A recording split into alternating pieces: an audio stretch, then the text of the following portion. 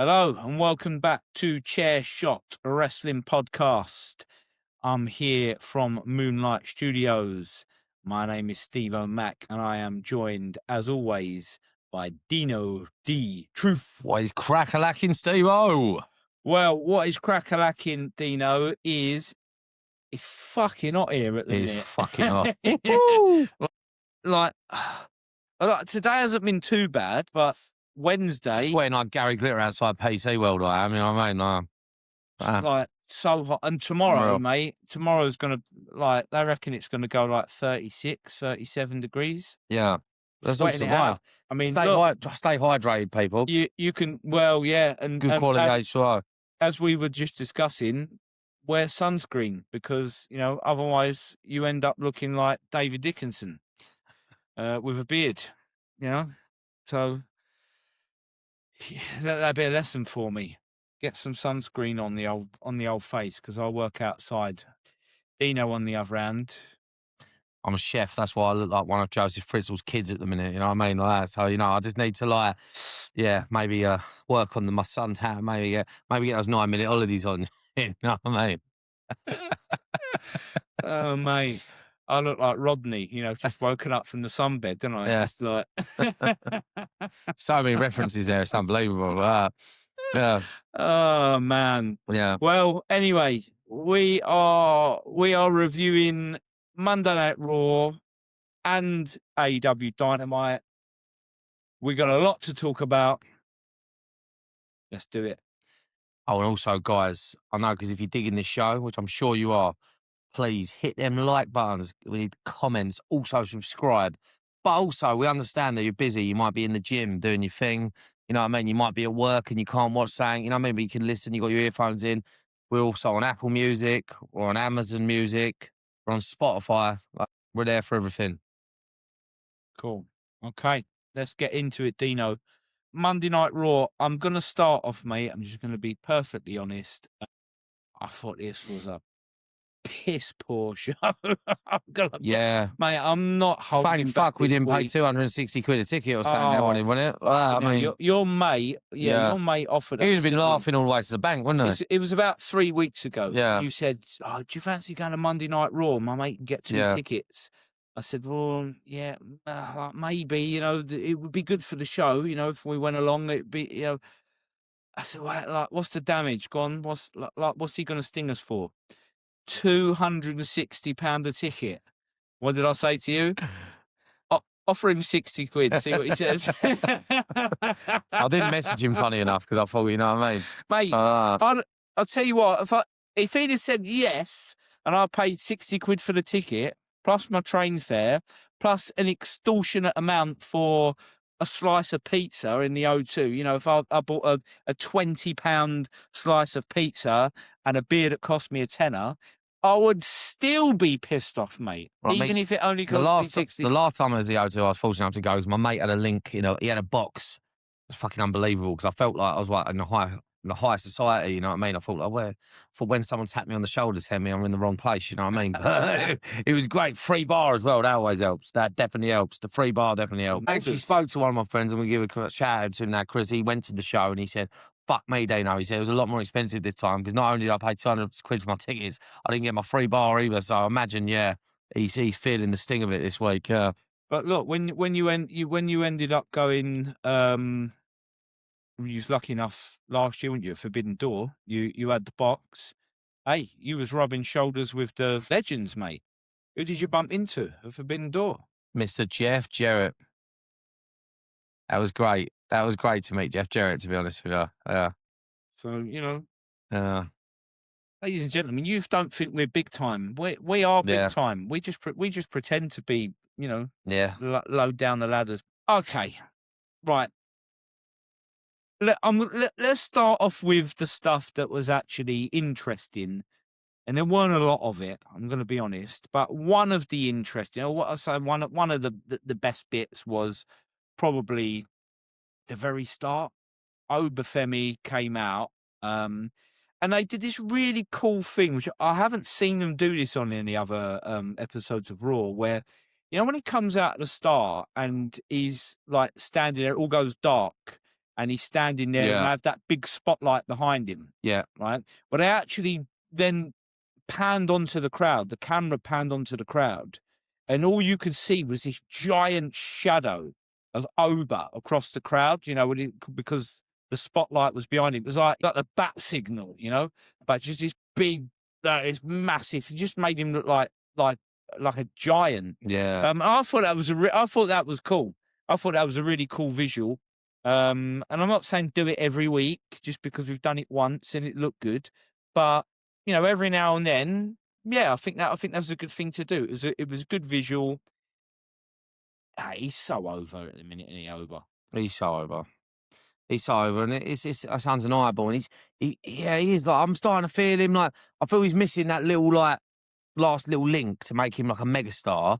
But he's got the credentials, and he's got the look, he's got he's got the build, and he just looks like a superstar. And he's just missing that. You know what I mean? He's not even bad on the mic, is he? To be fair, he's not bad like that. I was just going to let you finish, and then I was going to say that. Yeah, he came across as one as like polished. He came across as if like he's been doing it for years. Don't get me wrong. He's no like MJF, Chris Jericho, but like, yeah, he's smooth. He gets his point across, doesn't he? Yeah, He gets his point across. And I'll tell you what I liked, because this crowd were desperate to do what they've seen happen the last couple of weeks, where they've been in Paris, haven't they? They've been in Italy, and Oba's come out, and the crowd have done this thing where they do his strut, and look, I can't deny, if I was there, I probably would do a bit of an Oba strut. I'm not big on the WWE entrance thing, but I reckon I wouldn't be able to help myself. I reckon I would get involved, and I'd have to do a little. Well, I'll be honest with you. When I'm on the pass in the kitchen, I either do the Ric Flair strut, or sometimes I turn it into the Oba strut just when I've had a good run a few ticks. It's infectious, isn't it? It is. It's something I do. You know what I mean, like that. Yeah. And I get it. I'll be honest. So the crowd would doing their thing, and Oba comes down, and he gives them a minute or so to do the Oba. It's just continuous. But then once he got into it, the crowd were kind of like trying to sort of carry on, like they wanted to do like they do with Roman Reigns. They just chant his name for 10 minutes, and he just stands there lapping it up because he don't give a shit that it's boring for everyone watching at home, waiting for someone to say something for 10 minutes. Oba just sort of was like, yeah, okay, simmer down, everyone. Thanks, you're great. Acknowledge the audience, but let's get down to business. I've got something to say, right? And I just thought, brilliant. That's exactly what I want. That's exactly what I want. Yeah. From my top stars, is for them to take control of the situation, for them to control the crowd, right? The crowd didn't boo him when he said that he didn't want them to chant Oba. They were just like, oh, okay. Yeah, we've done our little bit. Now Oba's got something to say, and we're all going to listen to him. And he just seems, like you say, he's quite sort of smooth, and he's believable. And when he says that he's going to destroy someone, you think, yeah, you probably fucking are, mate. Look at the size of you. You are going to destroy people. And that, for me, is why he's so over, because he's authentic, right? It's got fuck all to do with your Michael Coles and that, ramming stuff down your throat, telling you, look at him, he's a giant. Michael Cole could have sat there in silence, right? Yeah. And I'm still buying into the fact that Oba is a beast and he's going to destroy people, right? Because my eyes are telling me that. I don't need someone else to tell me that. I really like him. I feel like they should push him right to the top really quickly. I don't want to see no setbacks with Oba, right? I don't want to see none of this. Oh, we're teasing him. We're teasing with the top guys and the title picture. And then all of a sudden, in fucking 3 weeks' time, he's fighting Rusev, right? I don't want to see that. Strap a rocket to him. Let's get him straight as a main eventer. They did it to Brock Lesnar all those years ago, right? I remember I watched Brock the first day that he set foot in WWE, and by the SummerSlam, right, it was less than 6 months. He hadn't even been in the company for 6 months, and he beat The Rock at SummerSlam. Do you know why? Because he was undeniable. You could not deny the star power and the stature that he had and the intensity that he had and how believable he Yeah. was as an absolute beast. And Oba, I would say Oba, for me, is the closest thing that I've seen to Brock Lesnar since 2002. I'm chucking that out there. See, what I'm feeling with that as well is like the Oba thing. It's like what we're saying. Brock Lesnar. What's the link there?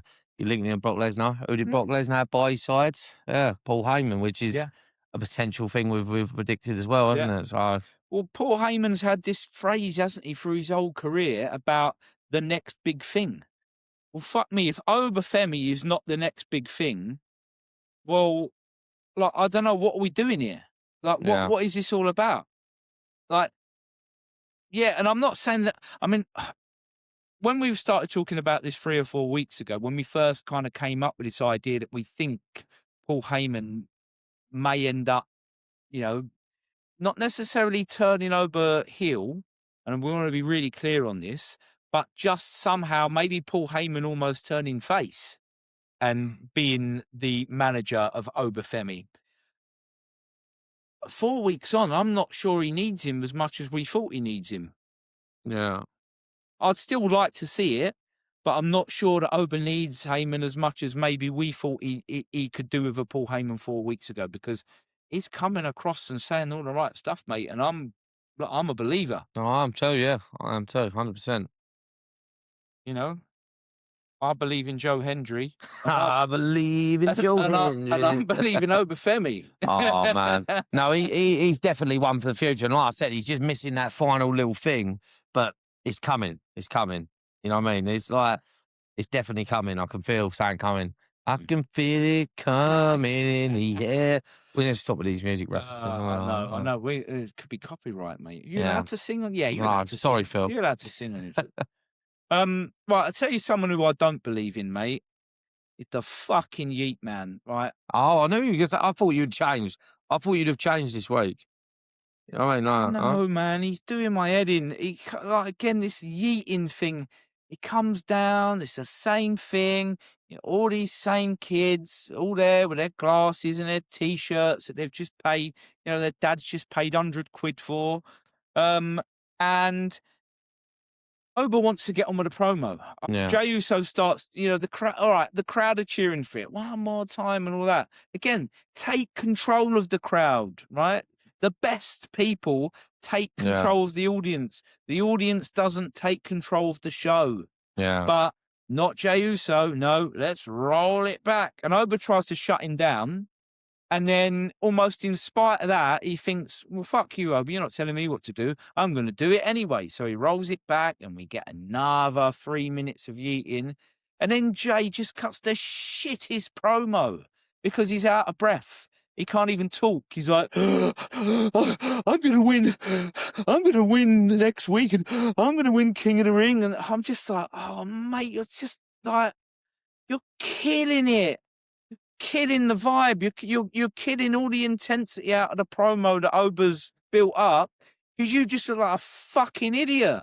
Yeah, exactly. Like, honestly, and I Oba don't know what we are doing to with Jey Uso at the minute. I don't know, but the crowd seem to be so into it. But then I look at the crowd and I think, well, you're the sort of mugs that pay 250 quid for a ticket, so you're them people, and you know what I mean? So you're not sure, like, so you know you are there for the yeeting, and you're in the look at me like, oh, look where I am, Instagram, and that. It's just, I don't know. Yeah. Look, he's, like I say, he just came across, mate, as so pony, and we might have to explain you might have to explain what pony means. Shit, yes, Mary Rogers, or it was one of West Ham's sponsors, actually. Yeah. I'm not sponsored to make it a kit. Rightfully so, too. Yeah. George Nesnas, you'll like that one, won't you? Shout out. But he just came across as such an idiot. And then, you know, he tried to set up for this. What's his new thing that he says about dash your warning shot? Is this a new thing, or has this been something he said for years? About that's your warning shot, and he doesn't. I don't know. I'll be honest with you. I haven't really paid much attention to Joe. So it's just not a bit of me. Like, I'll be honest. Like, he was great he was great. Yeah, I like the Usos. I really rated them as a tag team. I've never been bought into this like fucking Jey Uso thing, and he's got if it weren't for the entrance, I just don't know. He just don't do it for me. No, I'm not taking anything away. The Uso, he's a great wrestler, but not everyone should be the top guy. He just came Like across as He's like Matt Hardy. He was great. How great was the Hardy Boys? But like he had his little run, didn't he? He had the ECW title, and then like he had his like broken Matt Hardy thing, but he weren't like world champion for ages, because he knew. But Matt Hardy, he's still a fucking legend, isn't he, in the industry, because he was part of the Hardy Boys. Jey Uso's an Uso, he's a legend. But like sometimes I feel like they just try and make the Shawn Michaels over the Marty Jannettis all the time, and it's like I'm not going to knock what he's done up to this point, mate, but I just like. If what WWE want me to think as a long-term wrestling fan, if they want me to think that Jey Uso is a dick, then that's exactly what I thought. But I don't think that's what WWE are trying to do, right? So, like, when they bring out The Miz and The Miz acts the way that he is, I think, oh, yeah, The Miz is a dick.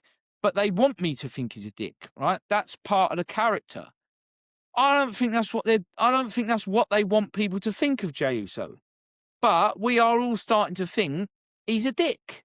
And anyway, like he does this thing with Oba, this is your warning shot. And I loved Oba's line that he's sent back to me when, well, you can take those bullets and take them to your cousin, mate. And I just thought, fucking good on you. Because he's ruined your promo, basically, by doing this stupid roll it back. And the promo went from being what could have been something good, building up to a final on the King of Ring, to it just looked shit. Apart from Oba's entrance, it was shit. Yeah. And that, mate, set the tone, as far as I'm concerned, that set the tone for the show, or the whole show from start to finish. Yeah. All based on that. Mm. I'm just lost for words sometimes with how bad some of this stuff is at the minute. Yeah. So yeah, the next thing that we see of any note is we've got LA Knight on telly again. They're getting him involved every week. He looked nice and fired up again. He was intense as ever.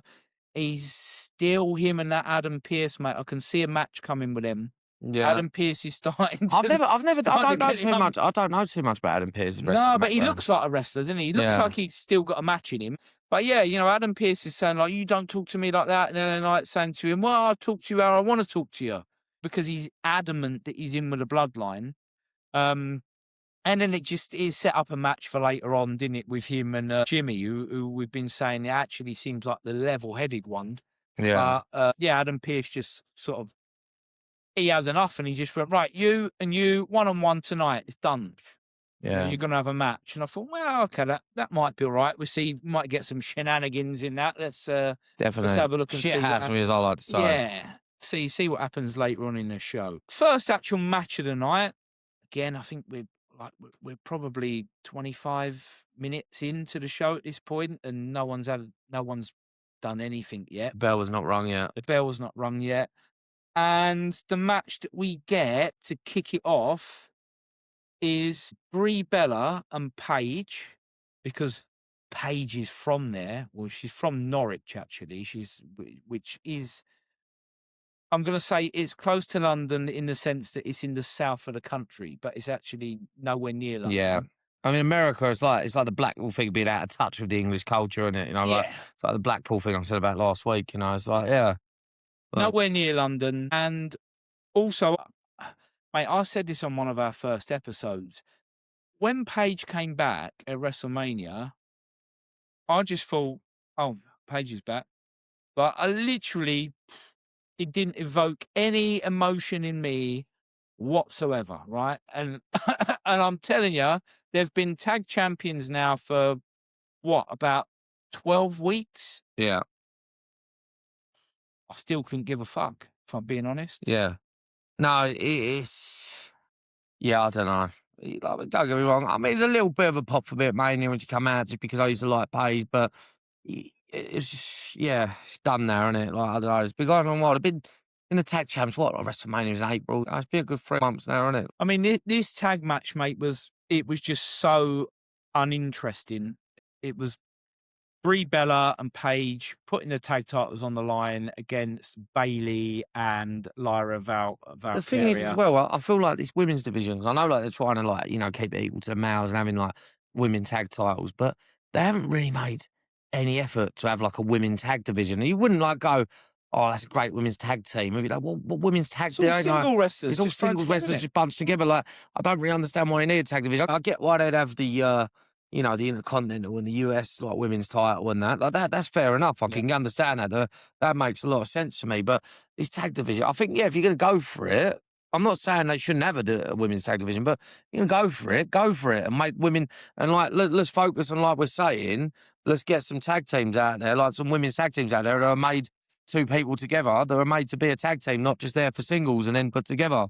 Like, I mean, look, they made a little bit of effort, I think, with Bailey and Lyra to sort of give them kind of matching outfits, which for me, with tag teams, is a massive Yeah. thing that WWE underestimate, right? When AEW brought in their women's tag team belts last year, they had a tournament to crown the very first champions, and every single tag team had matching outfits. It was a Tony Khan old school idea that tag teams means that you actually look similar in what you're wearing so that people that are watching for the first time can tell that you're a team and not just two individual stars. Which makes sense, yeah. So, like you say, they've made no effort with anyone else in the tag teams to match them up. Right, it was 5 minutes, this match, from bell to bell. So they didn't give them much time at all. This is my Michael Cole moan of the week, right? Michael Cole just sounded so fucking desperate to, like, these girls were wrestling to crickets, mate. And he was just so desperate to try and suggest that something important was happening and trying to make it exciting. And I almost felt sorry for him because there was just no way. Mate, it was one of the quietest 13,000 crowds I've ever heard. And look, and it was crap right up until it was over, right? The match itself was rubbish. And the only thing that saved it was that finally we get a bit of advancement in this Lyra and Bailey relationship. And Lyra turns on Bailey and, there's a heel turn. It's the only thing that was remotely interesting. I don't know about you. Yeah, I mean, yeah, like you're saying, it was just an uninteresting match. I always liked Bailey as a single wrestler, but it's like, again, it's like slapping two people together in it for a tag team. This is what I'm going back to. It's like, it don't make sense. If you're going to do a women's tag team division, let's bring out some women's tag teams and bring people in. Like, oh, you got your FTRs of the world, you got your Young Bucks. Back in the day, you had Hardys, you had Edge and Christian, you had the Dudleys. They were the tag teams, and that was it. You know what I mean? And they'd go off for their little single runs and have single match, but predominantly they're going for the tag team gold. And that was the tag team division. So, I don't know, it's just feeling like, it just feels like the women's tag team division to me. It's like, they've not been in the world title picture for a few months. Let's just put them together as a tag team. That's what it feels like Alexa Bliss and Charlotte Flair. And it's what it just feels like. It's just put together as fake. Like, there's no chemistry there. Like, and it's like those champions, like when the men would win those titles back in the day. Like, I'll give a good example here. So, like, say there'd be times where people would be fighting for the world title and they'd put them together like a shit-assery thing and they'd to fight for the titles. They'd have a short title run. You had, prime example, right? So you had Benoit and Angle. Yeah, but they were titles. But you knew they were going to be champions for a few weeks. But, like, they're not going to be like the Dudleys holding it for a few months. Edge and Rey Mysterio, when they threw people like that together, they were two singles wrestlers, weren't they? It's a great little thing for a bit, but really, like, the tag team division should be a prestigious thing of its own because, all the great tag teams in the world you think of, and there's all these tag teams in the Hall of Fame. The tag team division should be kept separate, in my opinion. Is there only one set of tag belts? I mean, I sort of lose track a little bit. So there's only one set of women's tag belts, right? I mean, thank God. I mean, what can they do with two? Yeah, well, that's what I was thinking. So if you've only got one set across two shows, surely you can make a bit more of an effort, right? I just think they need to focus on bringing out some more women's tag teams. Or just retire them. Just retire the belts. Either go for it or don't go for it. Retire the belts and build some new stars and then bring them back. Because I don't understand why, with the reaction or the lack of reaction that Paige and Brie Bella are getting, why are they still champions? I mean, I thought it was just supposed to be this attempt at a pop at WrestleMania of bringing back two old stars. They have the belts for 4 weeks maximum. They lose them and then they disappear. Right? I can only imagine that some dickhead somewhere within WWE, some stats man said, "Oh, I'll tell you what will be good and what will sell a lot of t-shirts is if you put Paige and Brie Bella together." Is it, do you think, that they are paying them a ridiculous amount of money to come back to WWE, and that's why they're so reluctant just to take the belts off and give them to someone else? Because they're on a contract and they're going, "Oh, fuck, we might as well get our money's worth." Yeah, honestly, I honestly don't have the answers there, Steve. I don't. Yeah, but something needs to happen. As the English say, shit or get off the pot on it. You either want to do something with the division or you don't want to do something with the division.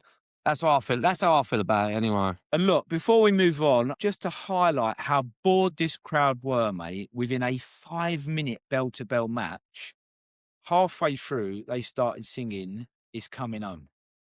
Which after that Ghana game, I'm not too sure about anyway. I mean, like, it's Well, classic don't England. forget, this was before the Ghana game. I know, but I'm just saying now. Sorry, I hear that and it just gives me... But I'm not being funny, but 5 minutes, you shouldn't get that bored within 5 minutes that you have to start singing "It's Coming Home, Football's Coming Home" at a Monday Night Raw taping. Fucking sort yourselves out. Yeah. Right, anyway, on to something a little bit better. Chad Gable got the crowd going. Because Chad's the guy. Chad's that guy in here a minute. He is a bright spark. He knew how to get the crowd going. He came down. He was getting them all pumped up. They were chanting for Chad. He cut quite an emotional promo, I think. You know, when he called out the 3 members of Alpha Academy, didn't he? Called them down to the ring. He said, "We need to clear the air. But something I got to say to you. Alpha Academy come down together. You had Maxine Dupree, Otis, and always forget his name. Oh, Not Otis. The third member. I'll forget his name. Yeah. But yeah, it's Maxine Dupree. She's got this weird thing going on. She keeps flirting with Austin Theory. I think there's like a heel turn coming. And it's like the woman thing. They all forgive him, but she won't. And it's like, feels a bit like real life, doesn't it? I mean, it's like the mate, you know, you fall out with someone, it's the mate's girlfriend's like, "No, I won't forgive him." And your mate's like, "Oh, come on, we're mates," you know. I actually thought that they all came across really well. I thought Chad Gable's promo was really good. I loved how real and emotional he got. Like it was almost like when he was reliving how badly he treated those 3 people and some of the shit that he said to them and some of the stuff that he made them do. And then he was talking to Otis about, like, he said, "Look, you know, you're my best friend. I miss my best friend. You held my daughters the day after they were born. You know, that's how tight we were. We've known each other for over 20 years. And you could see in his eyes, that, a lot of it's acting, but there's a bit of raw emotion there. There's a bit of truth behind it as well. And I thought, I like that. And Otis don't say anything, does he? But he sells everything with his face.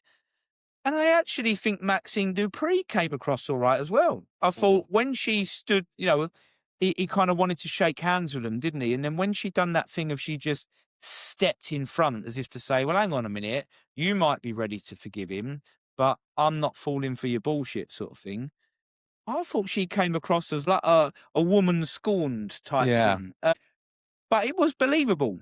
It was believable. No, very believable, Look, and I'm telling you now, there's a lot of women in that locker room that would have fucked that up and it would have come across as shit. No, did she done a good job? Fair play to her. I thought she'd done a really good job. And it'd be interesting to see, I suppose, the stories for the next couple of weeks could be about how Chad can try and convince them that he's a changed man. I'm not sure she is. I think you're onto something with the Austin Theory thing. I'm not sure. God, you know what? Is she going to get in the Vision and Paul Heyman's your manager? I mean, do we need the Vision anymore? Like... mate, they won't leave it alone. I don't know. They will not leave it alone. Right, next match then.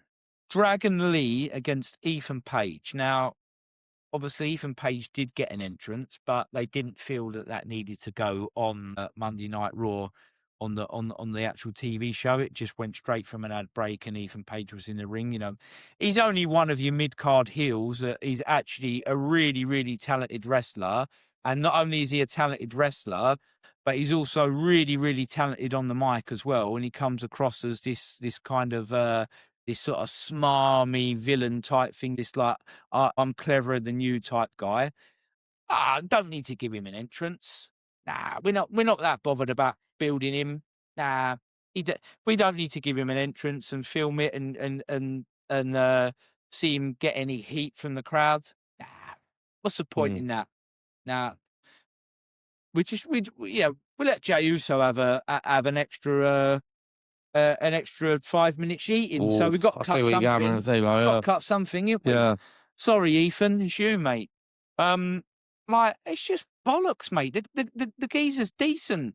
And it's like already you can see that they're going, yeah, but he was in that other company when he AEW.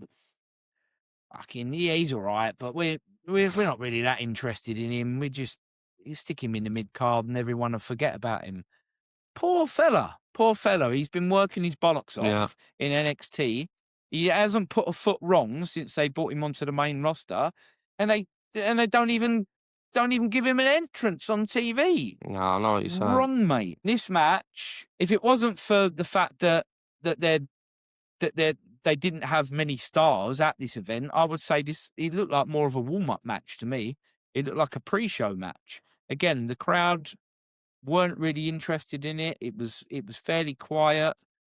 From memory, there was one bit that livened it up, and I'm wondering whether it was even one of them things where the referee got a little message in his ear that he passed on to someone and said, look, you got to do something.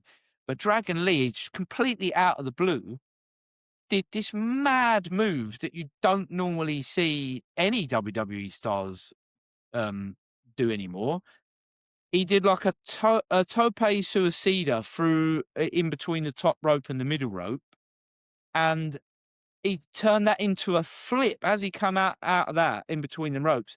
He went into a flip and then went across the announce table and sort of landed on his feet. And I thought, nice. I thought that was nice. And that lifted the crowd a little bit. But then shortly after that, the match ended. Ethan Page did a bit of a heel move. I think he did a headbutt, like a headbutt low blow, and got the victory. And that's what I don't get, right? If he was down to win the match in order to sort of push him as being more of a mid-card heel, give the fucking guy an entrance on TV so that people can boo him. That's what heels do. Exactly. Sort yourselves out. Sort it out. Right. No, I do agree with you, though. They focus too much on the Yeet thing, I mean, like, they need to start building other stars, yeah. Piss poor. Liv Morgan. You like Liv at the minute, didn't you? In a lot of ways. In a lot of ways. Yeah. I like what she does. I like the heat that she's got. I like the heat that her and Dom have got. She's not in a match, but they've got a kind of a go-home angle promo before she has her Queen of the Ring final with Io Sky. Now, look, I think Io Sky is fantastic as a wrestler. Easily one of the top 5 women wrestlers in the world, right? Easily. The problem is like we've seen with a lot of Japanese wrestlers over the years, is she doesn't cut great promos, all right? That's not her fault. English is her second language. So, you know, over the years, WWE have found ways of sort of protecting those stars a little bit and getting them in with someone else that can kind of take charge of the promo. And so they can still have a promo with saying very little if you've got someone in there that's great at taking the lead, right? And I actually thought Liv did really well at that, right? That is a thing that Liv Morgan is really great at. She gets mega heat straight away. As soon as she starts saying that, I'm the greatest champion of all time. It gets so much heat. The crowd just like, oh, because it's irritating, isn't it? It's one of them things that's irritating, but it's a good irritating. It's a good irritating because it means that, people want to see her lose. And when she keeps winning, that is how you build a heel, right? People will be desperate. Like you said last week, didn't you? That she should really win this Queen of the Ring competition, give her a big win or some sort of a a, a tainted win. She cheats somehow to beat Rhea Ripley at SummerSlam and let her go on this big 9-month stretch where she beats everyone. And imagine how fuming people are going to be, mate, when they want her to lose and she keeps winning. No, exactly, yeah. We've seen it with people before, haven't we, in the past? Like, even when you look at some of the male wrestlers, who are some of the ones, who would you say, right, from, you can go for any era in the past, who would you say went on like a 6 to 9 month run that by the end of it, you was going, oh, come on. This guy's got to lose. Not because he's a bad wrestler. Back in the day for me, because I was young, JBL. Because when he beat Eddie Guerrero and and he beat like Eddie, I was like, how dare he? Everyone loved Eddie, you know what I mean? And like he was, and now I'm older, I sort of appreciate him more because I'm like, you know what I mean? What a fucking great wrestler. Who the fuck is this guy? I just done my head in, like, you know what I mean? But he was doing his job, wasn't he? He was doing his job, didn't he? He was doing his job. He went JBL. against he beat Eddie. He went against Taker. But I look back here now and think, yeah, you done a good job there, JBL. But at the time, I was like, this guy's an arsehole. Why is he even this? Why is he even champion? But no, he did a good job. And I think that's exactly the kind of emotion that they need to try and invoke from a crowd with Liv Morgan, right? Over this. And you know what my prediction was, but and mate, I hope that I honestly hope that you are bang on with it. You have to go back to the previous show, guys. To hear my prediction. I'll give it away. Let me know a comment what you think as well. Who knows? But as I say, apart from the heat that Liv drummed up, there wasn't much depth to the promo because, Io Sky struggles to answer back. Although she did come up with one good line where she said something about, are you sure that crown's going to fit on your big head? And that got a bit of a chuckle from the crowd. So that it was nicely timed. It was nicely timed. Yeah. Usos and Jacob, mate. What are you thinking? Where's this going? I don't know, because I don't know, I feel like I'm watching like Inception sometimes, because it's like every time like you think the story's going one way, it's all like boom, boom, boom, and you think like Jesus, like. But I think that what we said last week, I think Solo's going to come back and there's going to be like a mega bloodline, and they're going to. I mean, I think they're going to win all the titles. I think maybe could be a good potential future storyline, like you said. Well, I mean, Jacob turns up. Again, because Jay's playing this. He's sort of. We're struggling to work out what Jey Uso is, but whenever Jacob's involved, Jey Uso is playing this real jealous sort of the guy that used to be Roman's right hand man, but he's not sure if he is anymore. He seems to always he tries to belittle Jacob, doesn't he? I think he said to him he's like, "Where have you been all night?" And I love Jacob in his interactions with the Usos though, because Jacob's just like, I don't answer to you, Jay. No. I don't answer to your ass. I answer to Roman, and that's it. So don't question what I've been doing. And I think Jay was sort of saying to him what I saw you on SmackDown, like what you was talking to Solo, what was all that about? And Jacob's just like, look, like that was Roman's call. Roman tells me to go and talk to Solo. I've talked to Solo. And they were saying like, oh yeah, what if Solo turns up tonight? Jacob, again, just as cool as a cucumber, mate. He's like, I hope he does. I hope he does turn up, because if he turns up and he starts anything, he ain't going to like what he finds. Yeah. And he just comes across as he just comes across as so cool and so calm, but he's got that, he's got that switch. He can switch up at any second. I love Jacob. I just don't know whether I love him in this bloodline. I think though, I think it's coming to a major payoff. I think he does a big turn on Roman Reigns eventually, and I think it's going to be a long time. And I think maybe next Mania or something, and I think he's going to be the one that eventually beats Roman for the title. It makes sense, you know what I mean? Like the classic Batista with a Triple H with the thumbs down. I can imagine something like that happening. A big reveal. Maybe he wins the Rumble or something like that. I mean, like that makes sense. Like, yeah, Possibly. Did you notice what he was wearing? He no. had a T-shirt on, right? And on his T-shirt, he had Umaga. Oh, that's cool. I didn't even notice He that. had an That is cool. Umaga T-shirt on, and I just thought, yeah, he's Yeah, probably the closest thing that we've seen to Umaga, yeah, isn't he? Like, just certainly as a wrestler, when when he's in the ring and the way that he yeah. moves around the ring and stuff. Athletic big man. Yeah, you can kind of really see the influence. Yeah, But yeah, I thought that was a nice touch that he had an Umaga T-shirt on. Yeah, okay, that's cool.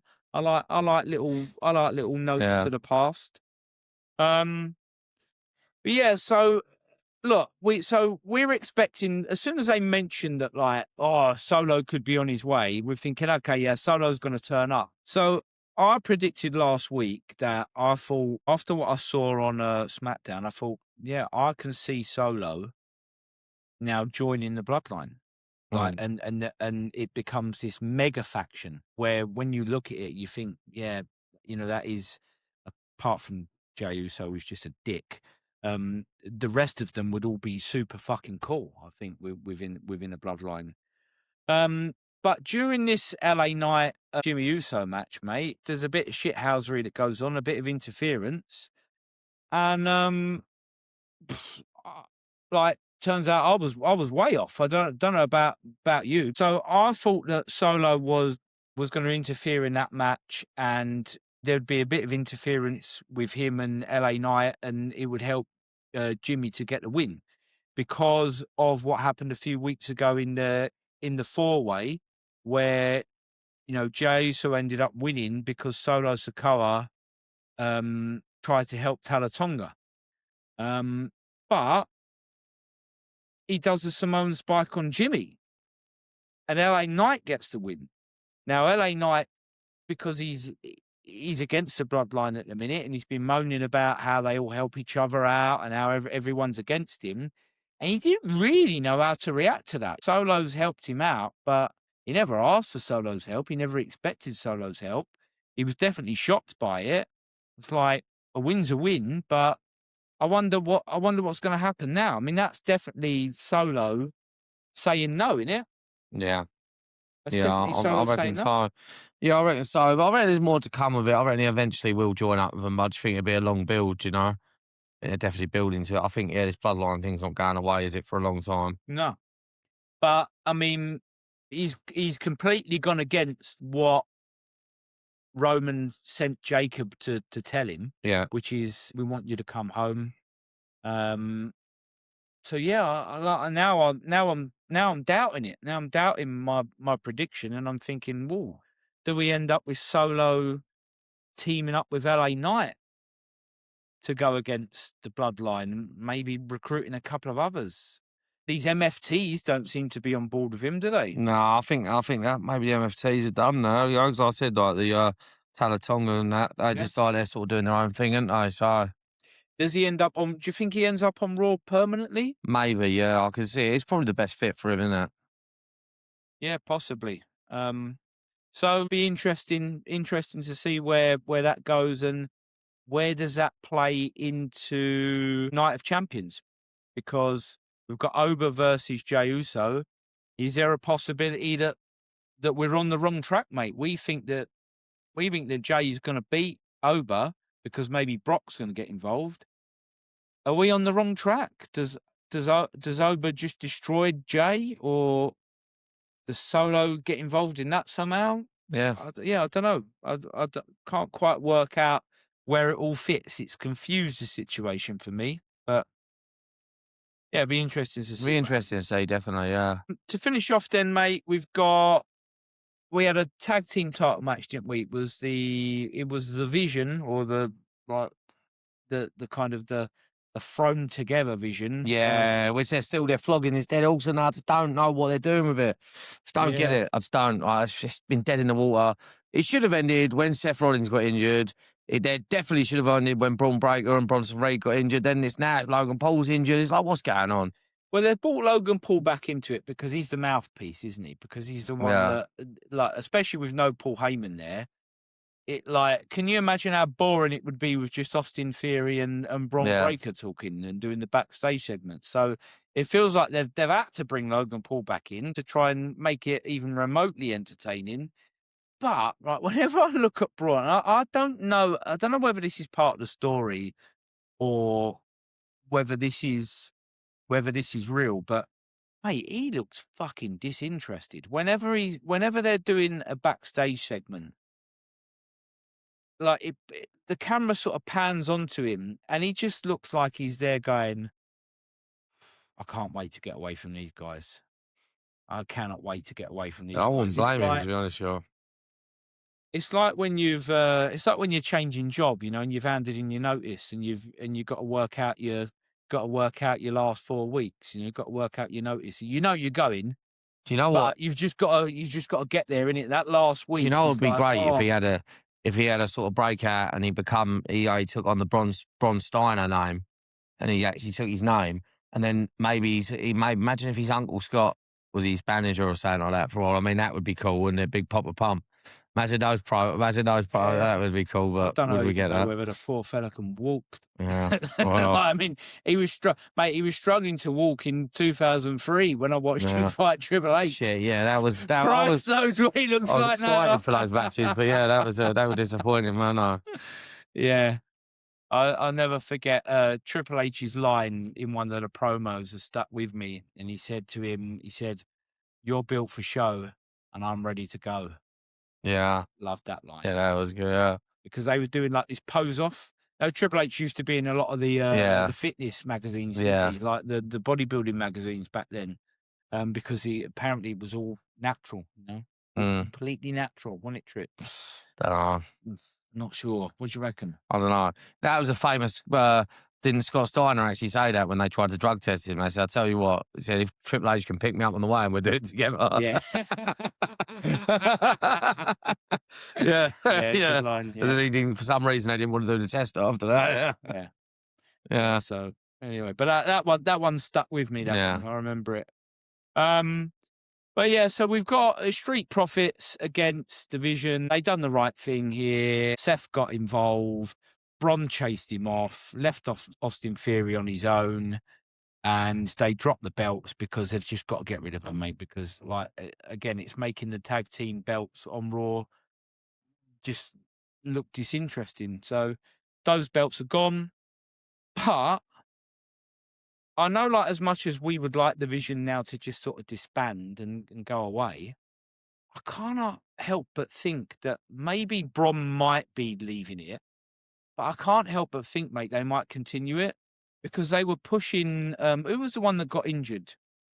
Bronson Reed. Yeah. So they kept mentioning about how Bronson Reed. Oh yeah, he's going to be back soon, and he's looking better than ever. He's in the shape of his life.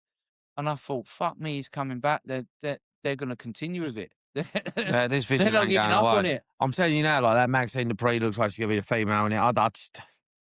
I don't know. Do you think it becomes Logan Paul's vision? Do you think he becomes the leader, and that's how they push him? I don't know.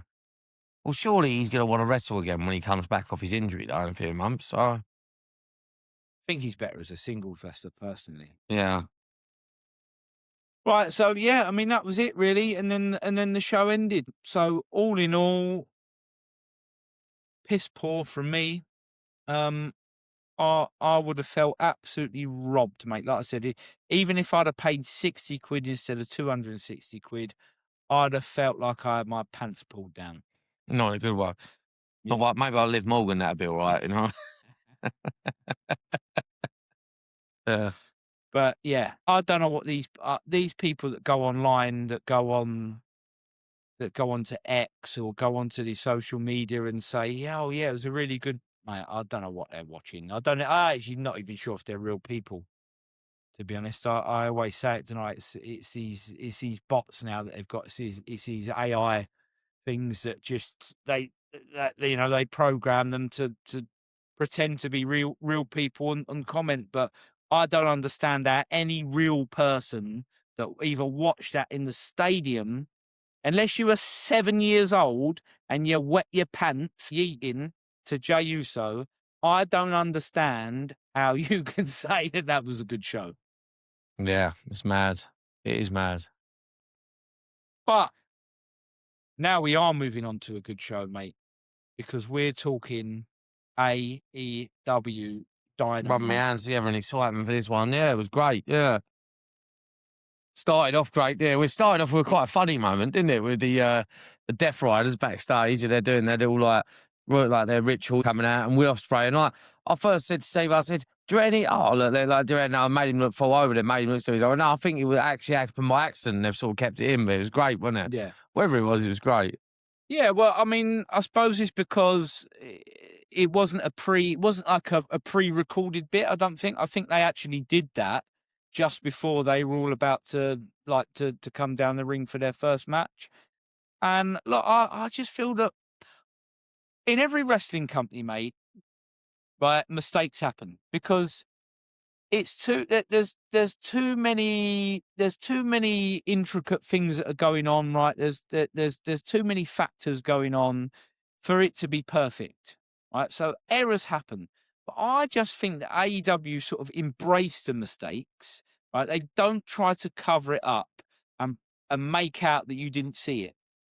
WWE they've got this obsession, and I think this definitely is Triple H, right? Because he is that sort of guy. Is obsessed with perfection. Yeah. Like everything's got to look perfect. Nothing can go wrong, and we can just have a joke about it on commentary. Or no, it's all got to be perfect. And if we don't like it, we're gonna cut it. You know, don't matter. The people watching live are asleep anyway, so they won't have even noticed it. Because they've had to sit through 45 minutes worth of adverts and 15 minutes of yeeting. So for the Netflix audience, it's the casual watcher that watches, whenever they want, they just tune into WWE now. It don't matter because you ain't going to see any errors because they're going to get cut. So when you watch WWE, it does look like a perfect show because they've got rid of all of their errors, mate, to make it look, to doctor it. I thought it was funny, right? He fell over, he sort of fell through the bench. Moxley sort of pulled a face at the camera, didn't he? And then him and Daniel Garcia looked like they were having a right laugh at the end of it. And then Ospreay, even later on in the show when he comes out, he was still sort of falling over, wasn't he? He was still kind of making out like... Yeah, it was funny. And then, I mean, I'm going to go on with Will Ospreay in his match, even though it's going later on. I know we're going to get to it, but yeah. It was great. And again, like opening match, a match is going on within 5 minutes of the show. Just to note, though, before we move on to the match, twice in a row, right, they've opened, it might even be 3 weeks in a row, that they've opened up now with a backstage bit. They've gone straight to a backstage segment. I quite like the backstage start. It's better than that little walk-on bit they do in WWE. I just don't get that, like, they're fucking, like, you know what I mean? Like, yeah, I know. like people walking in the arena. No. Like, I'm not being funny, mate. It's like teaching you how to suck eggs, isn't it? It's like, well, how the fuck do you think they get into the arena? Yeah. Like, what did they all land on the roof on some helicopter or something, and then abseil down? Maybe. Like, why teleportation, right? Why do they think that we think that that's interesting? That they have to walk I've never got it from their trailer to the backstage bit. I've never got I don't get it. I don't get what that's all about. But anyway, AEW straight in. We got Moxley giving a team talk. Right, yeah, we're all in action tonight. Everyone's got a match. Like, we might win some, we might lose some, but we're going all out tonight. We're going all out to do the best that we can, right? You've got Mox, Claudio, and Yuta, 3 members of the Death Riders, up against Brody King, and Bandito. And then to top it off, you've got Mystico, right? Sin Cara, a luchador legend in Mexico. And it was a great little match. Exactly what you expect to see from AEW. Loads of great spots. And Death Riders get the win. Death Riders get the victory, whereas the previous week, Brodito got the victory, didn't they, over Mox and Garcia to set up the John Moxley Bandito match at Forbidden Door. This week, it's the other way around. It's like, right, Moxley's got a victory now. So you go into that match at Forbidden Door thinking it's anyone's, right? Yeah. It's anyone's match. Brodito's It's going to be a great match. I'm really looking forward to that one. I'm really like, right. It's a clash of styles, isn't it? Like we said last week. There was a particular spot he done when he got the suplex on. Was he suplexed a much bigger geezer? Brody King did this. You picked out a move that Brody King done. No, I'm talking about Bandito when he suplexed someone, but I just thought it was amazing. Mate, I mean, he was a much bigger guy, and I thought, not only is he a high flyer, he's got his core strength. Yeah, but that Brody King thing, like when he done that off the road, you think, like, fuck me, for a big man to do that, he's unbelievable athletic. And after me and you both said, didn't we? There's still a lot more to come from Brody King. Yeah, it was like a flip off the top rope into like a sort of a double clothesline. Unbelievable. You don't expect guys that big, like you say, to do those kind of moves. But yeah, like coming back to Bandito, he has got freakish strength, mate. I mean, I don't know if you've seen him when he does like the standing suplex. It's a little bit like Goldberg used to do years ago. Do you remember when he used to get people up for the jackknife? Yeah. And he used to hold them in the air for about 10 seconds and then bang. Yeah. I've seen Bandito hold people up in the air for like 20 seconds while the crowd have counted. And, this poor person, he's like upside down, all the blood's draining into their head. And he's just standing there, like holding them up. And he does the one arm lift, a one arm power slam. So the guy has got some freakish strength for a luchador sort of high flyer, mate. He's proper tough. Yeah, he's a great little wrestler. He's got a brilliant future. Yeah. And I even love the way that he is backstage. Like the other week when John Moxley gave him his title shot, and he was like this excited little kid. And after John Moxley said, yeah, okay, right, you think you're big time, right, let's do it. Me and you, no problem, 1-on-1. And he was like, fucking yes! It's like it meant the world to him that he's got a title shot. I do rate that, yeah. That's going to be a great little match. Great little match. Will Ospreay, obviously, he doesn't say he's a member of the Death Riders. He said he calls them his training partners, doesn't he? But he was still part of that backstage segment at the start, and Moxley still, he was still one of the ones that Moxley saying, right, come on, we got to win every match. And he was fighting some guy from New Japan because as a go-home show, Tony Khan, I feel like Tony Khan, this is what he does to be fair to the other brands, because he knows that there's only certain talent from these other brands that they've got links to that are going to make it onto the main show. Yeah. Your Zack Sabre Juniors are going to make it onto the main show because, they're at the tippy top of the pile. But he's allowed a lot of other talent in the last couple of weeks to get a bit of TV time and to showcase what they've got. He's good for doing that. I mean, he's good for show. Like I said before, like where he does the other day with the 8-man tag, and he likes showcasing his talent. And so Ospreay was fighting a guy called they shortened his initials to ELP, but it's El Phantasmo. Me and you both said, didn't we, that he's a lot. We must have been influenced by Bret Hart. Like as a kid, he come out, he done the sunglasses to the kid thing that Bret used to do, and even he had the pink and black on, didn't he? Yeah. It sort of looked like very Bret Hart-esque. They said he was from Vancouver, so very, very influenced, but a great little match. And they mentioned on commentary that him and Ospreay had 8 matches before when they were in New Japan.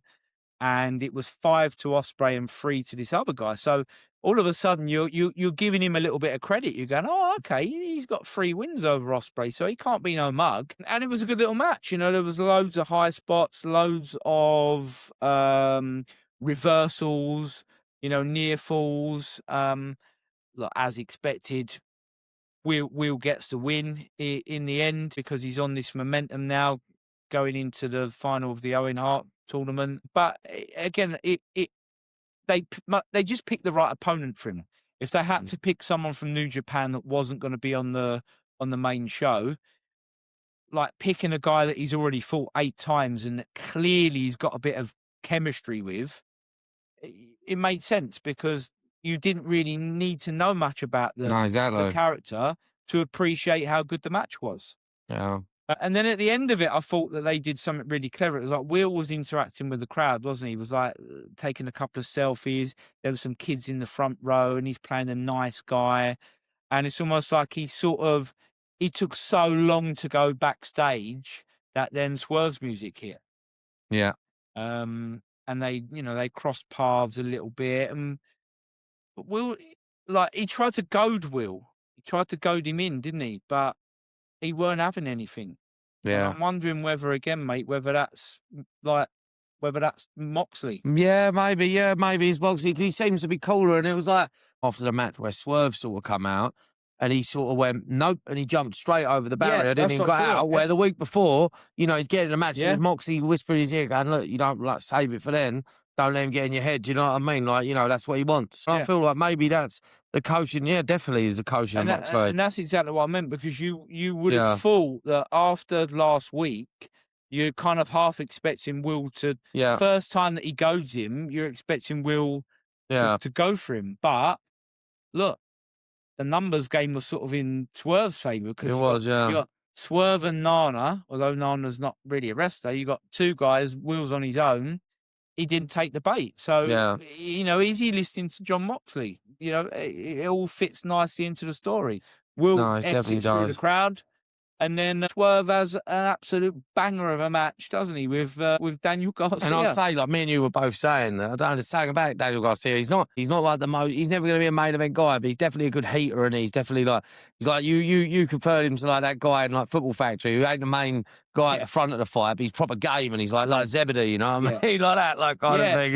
That's it. That's the best way I could describe him, mate. He's game. Yeah. He's game for a fight. He's always up for it. He might not be the biggest dog in a fight, but he's got the biggest fight in him, you know what I mean? Yeah, he never gives up, mate. He gets knocked down, he just gets back up again. And again, it made for a really, really good wrestling match. A complete clash of styles, you know, because Swerve's got a lot of the strength and the power, and Daniel Garcia's more of a technical wrestler.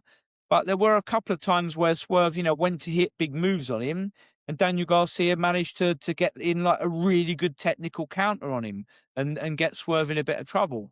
At the end of it, you know, Swerve gets the win and he's beating down, then he on Garcia. It's like he's trying to really put across now, Swerve, that there's no more Mr. Nice Guy. He is developing into this more ruthless character. And so Ospreay comes out to make the save, but then Nana trips him at the right time, distracts him, you know, knocks him off balance. Swerve then pounces on him. And I said to you, didn't I? It's like, you know, the move that Swerve uses, this vertebraker, where it's like, you know, he sort of drops them on the back of their neck. They're really trying to build into like this is a strong move. You know, this is a sort of move that can really damage. And it was afterwards, you know, like Swerve was doing like, oh, you're necking out, I'm coming for it. When he said that little thing, and it was quite clever because he was doing that. I'm coming for your neck, but he sort of kissed the Owen Hart trophy and say, like, you know what I mean? Like, so it was signaling, like I'm coming for your neck at that match. Mate, I think out of all of the matches that we've got this weekend, bearing in mind we got Night of Champions and Forbidden Door, that is the match I'm looking forward to the most. I'm looking forward to that. I'm also really looking forward to Kenny Omega and Zack Sabre Jr., I'll be honest with you. I'm looking forward to seeing what they do with that. It's, you know, I guess it's hard, isn't it, to get a good story build when you're having like a dream match with a guy that's not in your company. You know, he's in Yeah. New Japan, so they've been limited to the time that they could spend with him. But I thought they've done it pretty well in the short time they've had. I think for anyone, I mean, I know who Zack Sabre Jr. is. You know, I watched him wrestle Nigel McGuinness last year at Forbidden Door, and the night before that, I watched him at Rev Pro in Crystal Palace, where he had an absolute banger of a match against a Spanish guy called Zozaya. What a fantastic match! In fact, I'll have to dig it out because I'm pretty sure you can get that one on YouTube, Deano. So I'm going to find that Oh one yeah, I and watched get you that. to Yeah. watch that. But yeah, Zack Sabre Jr. is, I think he is a unique wrestler. There is only one Zack Sabre Jr. in the world of wrestling. Yeah. And if you're sort of new to it, like you're new to watching AEW and you haven't seen him before, you know, they had to find a way of introducing what this guy was all about. So they're giving him a couple of matches, and he had a great little match against Jungle Jack Perry. And I said to you, didn't I, that he does all this real old school stuff. You know, like the guys that we watched, like your William Regals, where they do all the joint manipulation, the control of the wrist. Yeah. Yeah, you got those guys that love to control the Yeah. wrist, and they talk about it even when they're on commentary. He's one of those guys, mate. He does so many of these moves where he's manipulating body joints. It's almost like uncomfortable to watch. Sometimes I Yeah. watch how he twists someone's arm, and I'm like, right, Mm. you're sort of watching it a little bit like that because Yeah. you're thinking like, mate, he's going to pop his shoulder And out or Harry won it. dislocate his elbow. Harry won the match against Old Jack Perry with that. I really like Oh. the submission where he saw use his knees, twist back the shoulder. I thought it was fantastic. Yeah. Exactly that, mate. He Yeah. gets someone in a submission, they don't tap. Then he finds another Sort of way of bringing in another body part and twisting that. Yeah. So, he really, really is unique, and they've done a great job in a short space of time of showing. No, I'm looking forward to that match. This definitely. guy's dangerous. It doesn't matter who you are. He's that good technically. And then after the match, like they were selling it as well, weren't they? Because he come back out and he had the ice pack on. They're making it look strong, and they're doing all the right things, like you said. They're doing all the right things. They said. Yeah, because you had the Bucks. The Bucks fought the other two members of. Oh, sorry, it was Sabre after that Jr.'s. match he come out. Yeah. I'm confused there, didn't I? Yeah, So it was and after. then Yeah, they had so a bit of a beat down on the Yeah. Bucks, didn't they? And then Kenny comes down, Yeah. and Jack Perry comes down, and because you mentioned, you were like, well, why have they brought Jack Perry down? Because it sort of gives them an unfair advantage. It doesn't look good on the baby faces No. to get a 4v3 advantage. And I think it was maybe like he came down, he had all his strapping on his arm, and like you Yeah. say, he had the ice pack on the shoulder.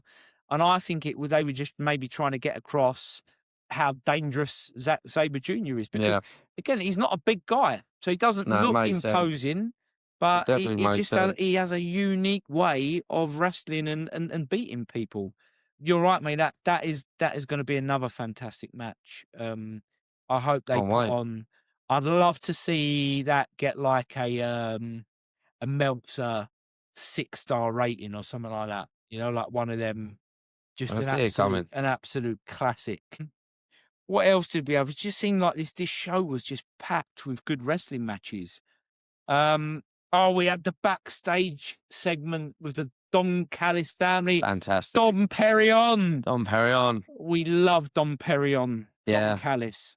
And it's My like favourite manager. him and MJF together is just like fucking too much because it's just too funny. But it's like it's just like they both going at each other. Don Callis was great, Don Perignon, but like MJF, he just fucking caned everyone, didn't he? He said this when he said, "Yeah, all right, boy," and then like he cuts Andrade off. Yeah, it's just great. He said to the Rapongavis, "What are they doing here? Like, why are they here?" Like that. He made them go like. He mugged off Rapongavis big time. Then we said we wanted the T-shirt, didn't we? Yeah. That T-shirt was fantastic. But the thing is, mate, but he asked Don to big them up, didn't he? He was like, he does his little opening thing, and he come up with this cracking line about Mark Briscoe where he said, "The gap between me and you is bigger than the gap between your teeth, mate.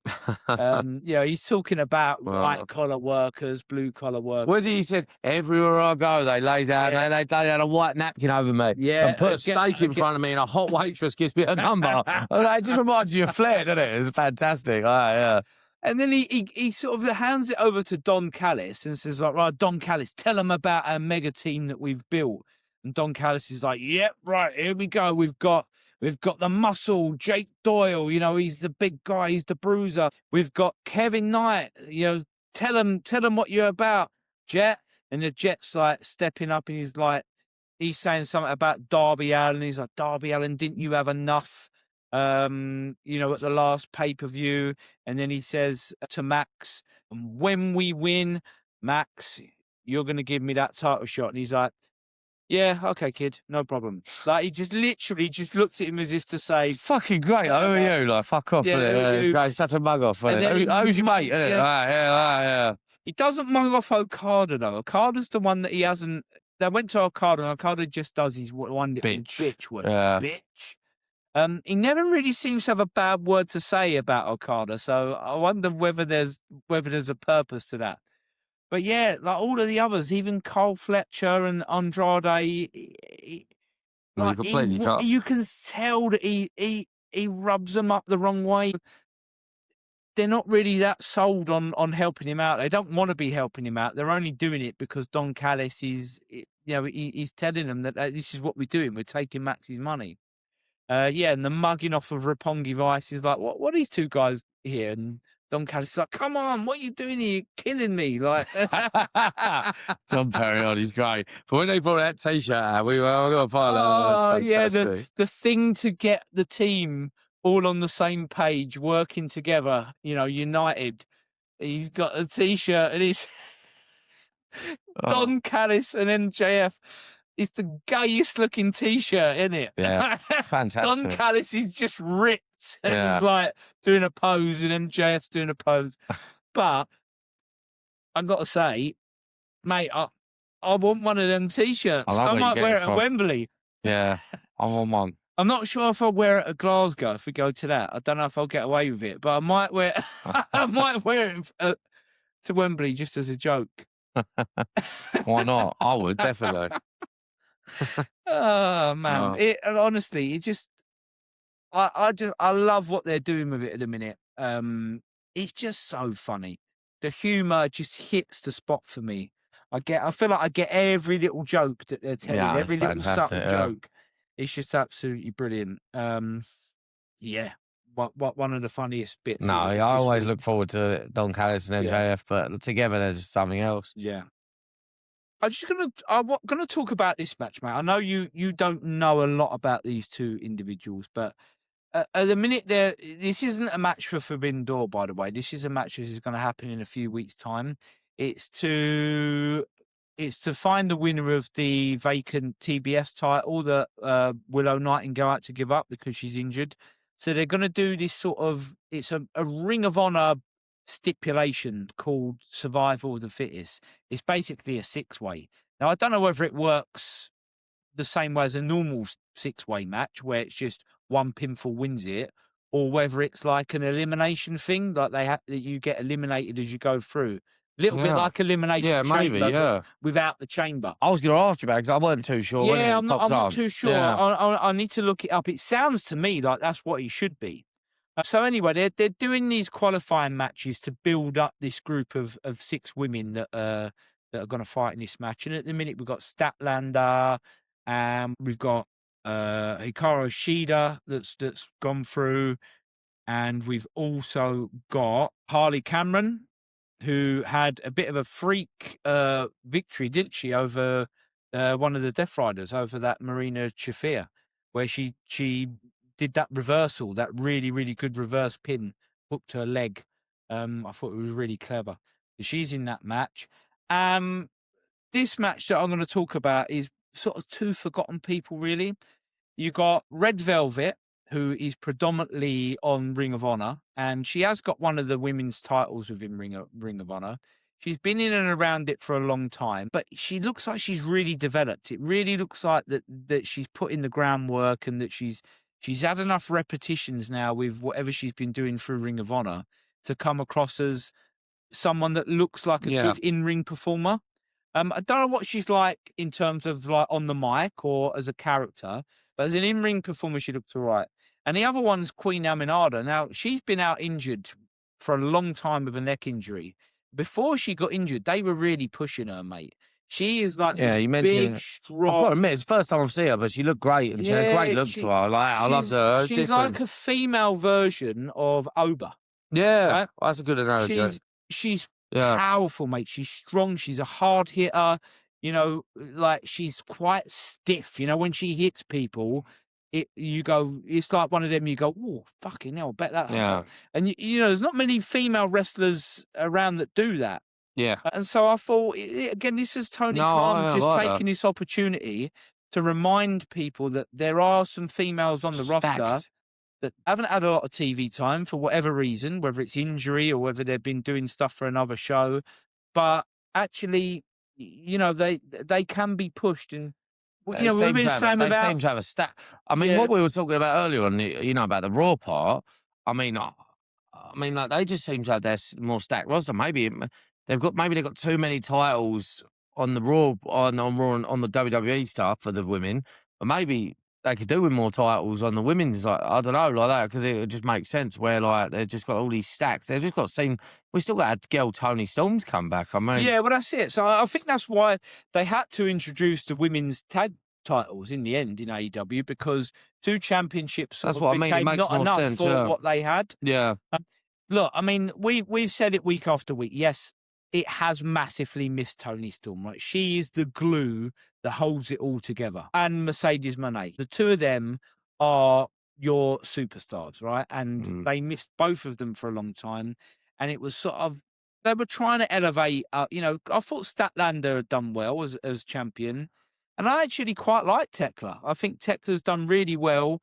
She's just a nutter, isn't she? She's a loose cannon crazy woman. I think she's done all right at holding the title with a lack of, let's say, a lack of status in women's wrestling. You know, she hasn't got Mercedes Moné's got such a status in women's wrestling that she can't really fail. You slap a belt on her and she is the star of the show. And the same with Tony Storm. But they had to find a way to still sort of make that title interesting. I think they've done an all right job, to be honest, mate. And as I say, there's some really good in-ring performers. They just need the Tony Storms and the Mercedes to interact with. yeah, That's their job, is to then bring all the others up to their level. yeah. So I just wanted to give a little shout out to that match because it was a good match, and Solid. Aminata goes through, and she's now part of this six-way as well. And there's one more place up for grabs. Now I don't know whether there's a match happening on Collision or something like that that's going to decide that, or whether they're going to hold that back and maybe we see a Tony Storm return, or maybe it's an Alex Windsor. Who knows? You know, because Yeah, you know she's obviously her and Ospreay just got married. yeah. Maybe, Oh, you maybe. smashed the life out of You know, her. It's great. yeah. Once she gets over Yeah, that, maybe she'll be yeah, ready for this six-way match, mate. Who yeah. knows? So yeah, we've got a couple more bits to cover. Then we've got two legends having a good old-fashioned backstage brawl with the dogs. I liked Coat it, and and Cage. before you go on, they had that little interaction Go on. in that because we're begging, you know, for this TLC match between FTR and the Bucks and Edge and Christian Cage and Cobra, and they had the little bit interaction, didn't they, where they sort of like they acknowledged the Bucks and like, oh, what's going on, guys? It was just that little Easter egg, wasn't it? Like, oh, could it be? Nothing more than that, but just something that makes you think, yeah, okay, they're Yeah, still hanging around there. But yeah, you know, they were that they were brawling with the dogs, weren't they? And then the dogs sort of did a bit of a shit house move. They looked like they were in some sort of part backstage where they do like the hair and makeup, you know, like before people go on camera. And one of the dogs, I can't remember which one it was, got some sort of hairspray, and it was like spraying in the eyes of Edge, you know, Cope, and then spraying the eyes of Christian, and that's how they sort of turned the tables on them, didn't they? And then they got some wiring from some equipment, and choked the pair of them out. Yeah. And what I quite liked that they were saying to them is it was based on the promo from last week from Cobra Cage, where they were saying about, look, we had to go through our teachings, didn't we? We had to learn our lessons when we came up against the New Age Outlaws and when we came up against the APA.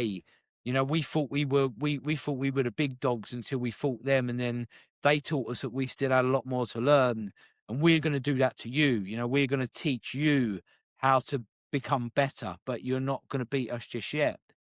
And as they were choking them out, they were going, you know, what have you learned? They were going, you know, we're teaching you a lesson. What have you learned? What have you learned? And then there was this really cool bit, weren't they, where they did a 5-second pose. They had the classic sunglasses, didn't they? The Christian The sunglasses. classic Christian sunglasses that, like, Yeah. that hook over We the would top have of your head. rubbed up Christian Yeah. Cage away because he's playing this arsehole serious character now, Yeah. you know? Yeah. Oh, yeah. He'd hated that. 'Cause Yeah. Can you imagine Cope like pulling them out and saying No. to him, "Come on, put these on just for the fans, just one Yeah. more time." No. Like, Yeah. it's not happening, is it? So funny. Yeah, but I love a backstage brawl. Love a backstage brawl. Should be doing more of them. Just such an easy. If you don't want to have a match, brawl backstage. You know, Love it. I feel like it used to happen on a weekly basis back in the Oh, Attitude Era. God, yeah. There wasn't a week that went past where two guys that were just smashing the shit out of each And other. that's what they're trying to say is these guys that want to go kick the shit out of each other and fight, you know, so how can you keep all these locker room of guys from fighting each other, you know? I like that, yeah. Yeah.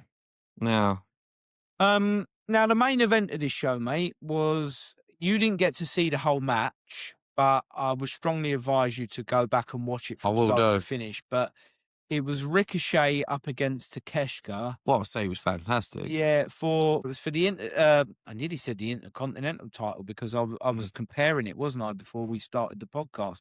It's for the International title, which I feel is AEW's version of the Intercontinental title.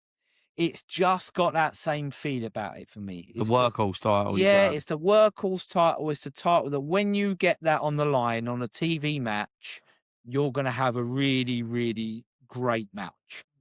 Ricochet and Takeshita, mate, this was world class. This was a world class TV match. Ricochet is just so polished. Every move he hits, he just bang, bang. It's smooth.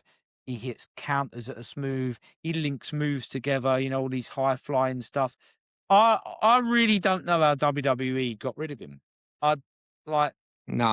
And I feel don't like know. they've done something more with him to turn him heel. He was just he's good as a heel. so much better as a heel. Oh, God, yeah. So much better as a heel than he is a face. Because all he has to do is that silly little laugh, you know, that he does. Yeah. But yeah, this was a fantastic match. It went on, I think, for just under 20 minutes, so about an 18-minute match. Absolute world class, elite level. And at the end of it, Takeshita picked up the victory, retains the belt, and then as he's leaving the ring, we come on to the final bit of the show, which is Mark Briscoe comes out to do a promo. Now, I don't mind whether it finishes on a match or whether it finishes on a promo. Sometimes I quite like it to finish on a promo. Mark Briscoe, I think, is actually really good and really genuine. I don't know. How do you feel he comes across? I'm really a believer in him. I don't think, to be honest, I don't think he's world championship material, but he's a solid performer. And I really rate him. He's believable, and and he was surprised me the last 3 weeks. His promos seem to be going strength to strength.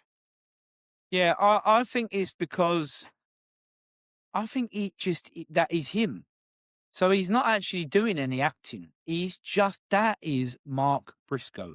So it's easy for him. He comes out, you know, sometimes he does ramble, but, you know, Southern drawl, as I say. Yeah, but then their promos are not written for them in AEW. So that's going to happen from time to time. Yeah. But look, he gets to the point where he's talking about Max and he's saying, look, I do agree with you, Max, on one thing. You are nothing like me, and thank fuck I am nothing like you. Because he's saying that you are privileged, you're this egotistic, sort of baby boy, and he's like, and I'm a grown ass, hard-working man, and at the end of the day, I've beaten you before, and you know it, and you know that I can beat you again. And he it kind of it starts to sway towards him talking about how close he is to his group, innit? He's talking about like his boys and who's in his group. He's got Kyle O'Reilly and Roddy Strong and Orange Cassidy, and he's saying like, we bleed together. We had this match in Blood and Guts last year. We beat the Death Riders, so we bleed together. We go to war together. He's going, you got the Don Callis family, and then what is it he basically said about if Max was on fire? He wouldn't piss on him if he's on fire. Which is great. It's a classic line, isn't it? It's just a classic, but the classics work, don't they? Yeah. You know what I mean? It's just phenomenal. But and then he come out when he was being ridiculous. Don Perry on there. Yeah. Well, Don's getting his attention, isn't he? Because he was doing for him. He was kind of going, "You look at me," sort of thing. Yeah. Because what happens? Boom. Classic manager move. It's like Bobby the Brain would have done that in the day. So MJF sneaks up behind him, pounces on him, he smashes him. But, mate, he's not on top of him for long, is he? Because Briscoe soon sort of spins it around. And they're selling the fact, they seem to be selling the fact this Jay Driller finisher he's got, he's never kicked out of it. And he said, yeah, that fat prick Tony Schiavone just said it. But, he just seems like he's just selling it hard. And he's going with the M Driller and, he's, oh, shit, this is over and that. But then who comes to the safe? After that, it's just fucking utter mayhem and chaos. Yeah. Mate, I had to write it down because there was, there's a lot there was so many people that came out. 12 people in the match. So Mark Briscoe is trying to get MJF in the Jay Driller. Carl Fletcher comes down to save MJF. He's beating up on Mark Briscoe. Takeshita then comes down, takes out Carl Fletcher. Okada comes down, takes out Takeshita. Kyle O'Reilly comes down, gets Okada in an ankle lock. The Jet comes down, goes straight up to the top turnbuckle. High fly move onto Kyle O'Reilly. Darby Allin comes down. He does the Scorpion Death Drop on the Jet. Then you got this fucking big guy, this Jake Doyle.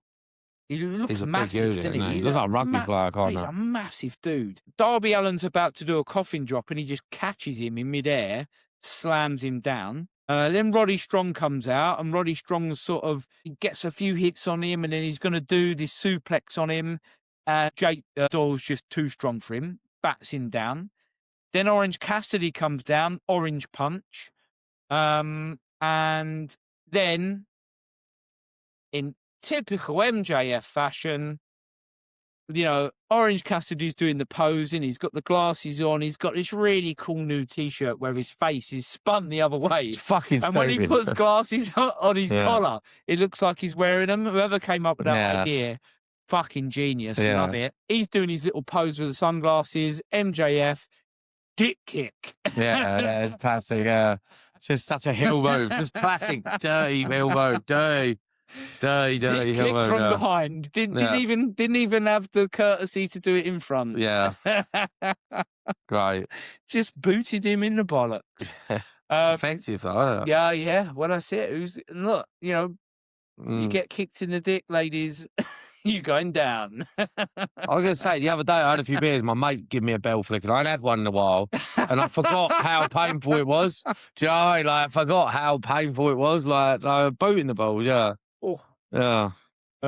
Yeah. So then, it's not even finished. Then Mark Briscoe gets back in, and again, he's about to do the J Driller on MJF again. And then Andrade, the only one, the one that we forgot about, he comes down, he helps MJF. MJF's ordering him around, and he's like, shut up. They start pushing each other. Andrade does not like MJF at all, does he? No, the feeling's mutual with it all. And then, again... He goes for his classic, the diamond ring, doesn't he? But then he goes to, when he goes to punch him, and he inadvertently hits him, Andrade, the bit I loved, was instead of like saying, fuck, what have I done? He went, Yeah. he made it out like, well, get away with it. Like, what are you doing? Like, he made it like it was his fault. Like, don't get in my way. Like, you know, he made it, instead of like, you know, any normal person, if you punch your mate in the, say, in the face by mistake, you go, oh, fuck, sorry about that, mate. Yeah. You know, he's like, well, that's your fault. You walked into my face. Like, he's never in the wrong, is he? It's fantastic. Exactly that. It's just classic shit-house move. I love it. And in the end, Mark Briscoe does get hold of him. He does hit him with the J Driller, and he sells it well. Then he flops out of the ring. And he's sprawled out on the edge of the ring. The conglomeration and Takeshita and Darby Allin all in the ring, standing tall. And look, do you know what? It makes this really hard to predict the outcome of this match. That's what you want, isn't it? That's what you want. This is such a star-studded match.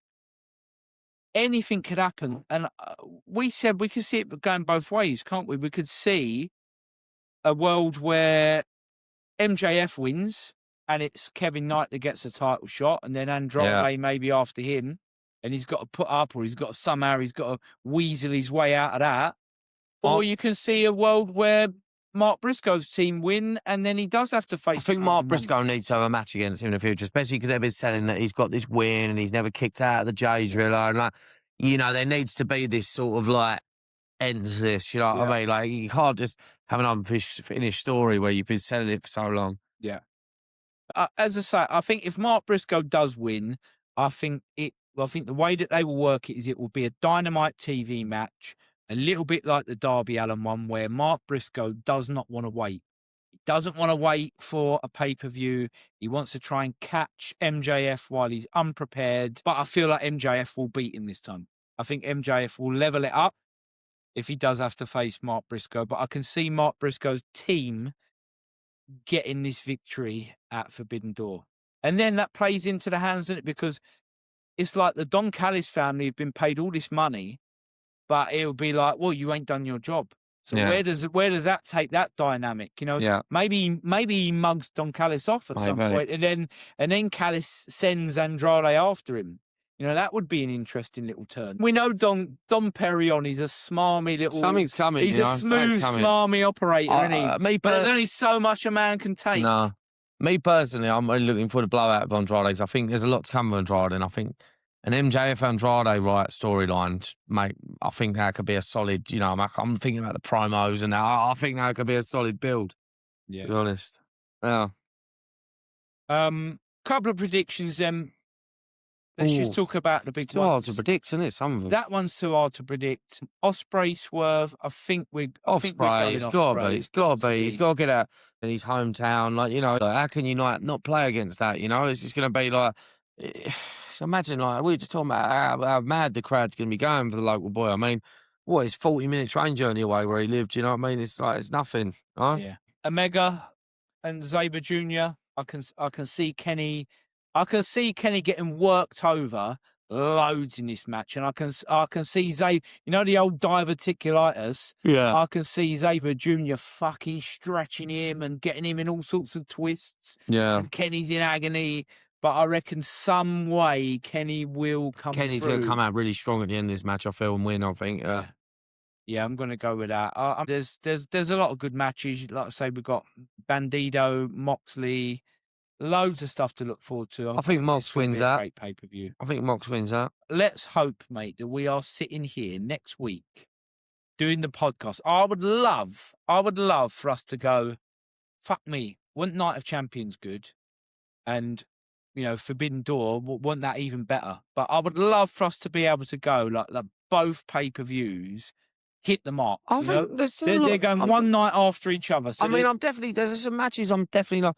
I can't wait for the triple threat with Sami Zayn and Gunther and Cody Rhodes. I'm really looking forward to that match. Like, it's going to be a solid week of wrestling, I feel, yeah. Look, on paper, mate, the card for Night of Champions is good. But, you know, you got the two finals of the Queen and the King of the Ring. You got the triple threat match. Like, surely, I said this last week, but this triple threat match, surely they can't fail to deliver. I'm going to be so disappointed, mate, if it is a dub, if it's a dub pay-per-view. It should be good. It should be good. I've got high hopes. I mean, the Obafemi, Jey Uso, I'm looking forward to see what's going to come out of that as well. I think there's something big coming with that. I'm excited. I mean, it's good, isn't it? I mean, too much. It's never a problem for me. Too much wrestling, you know. Yeah. The problem's going to be, mate, The podcast doing that, but staying awake. yeah, Staying but awake to watch it and then but finding time to do the finding podcast time to do the afterwards. podcast. So But we will do it because we are committed to our loyal followers. But we that, love it. Look, and I'm gonna look. I'll be excited to talk to you next week about it because either way, I'm convinced that Forbidden Door is going to be an incredible show. So I know that I'm going to be buzzing for that one, even if WWE is a bit of a letdown. But I'm I'm holding out hope. That triple threat match, don't let me down. It should be a classic. It should be a let's just classic. look. They can't have Cody coming out with a win again. Something's got to change. They need a fresh. They need a fresh new look, don't they? Yeah. Yeah. I think we're probably going to have to skip SmackDown this week, unless something happens on SmackDown that we absolutely have to mention when we review the pay-per-views. I'm sorry, guys, but it's going to be very, very difficult to do a SmackDown review with everything that's going on. But yeah, we're gonna have a great show for you next week. So make sure you tune into that one. Please hit that like and subscribe button. Please leave a comment for how you feel about the show. Either way, we want to hear your opinions. Anything Put you in want your us to talk about, predictions. we want to hear your predictions as well. We want to hear it all, guys. We love talking wrestling with all you. And remember, nobody talks smack like Deano and Steve O'Mac. And remember, that's the truth, baby. We'll see you next week. Thanks for tuning in, guys.